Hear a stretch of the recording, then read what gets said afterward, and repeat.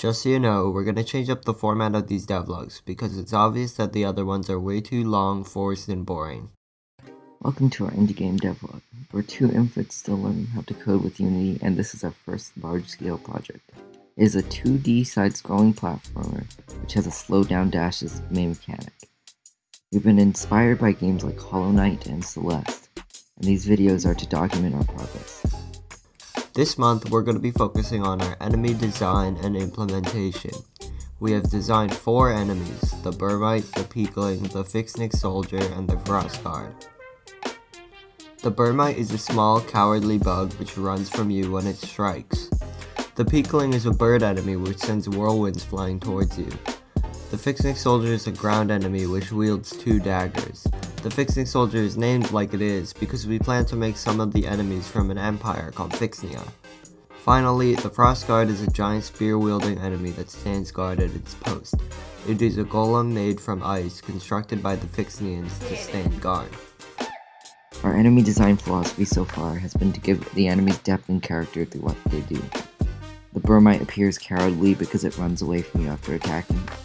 The Peakling attacks from far away and keeps its distance from you, indicating that it's cautious. The Fixnick Soldier runs over to you, attacks, and then jumps away, making it appear agile and skillful. The Frost Guard pauses frequently and moves slowly, making each attack feel calculated. Throughout the past 2 months, we have redesigned our combat system. Before, dashing into an enemy made you bounce off of it. Additionally, enemy hitboxes would hurt you, which felt clunky in combat. Now, dashing towards an enemy will simply pierce you through it, and enemy hitboxes will no longer damage you. We made these decisions for 2 reasons. 1. The player did not feel in control when bumping into enemies and being thrown into the air. 2. Having the dash pierce makes it look less like an attack, since players were surprised that it didn't do damage prior to this change. We scaled up the attack speed and enemy health because we felt like the game was more fun when you could land more hits. We finished putting our first level into the game. We spent a lot of development time designing and implementing the levels, as well as drawing some level art. Also, we made a prototype tutorial. We decided that it would be best if we didn't release the whole level, so our demo will only have a snippet. Finally, we spent some time learning the basics of data serialization, and we've created a simple file save system.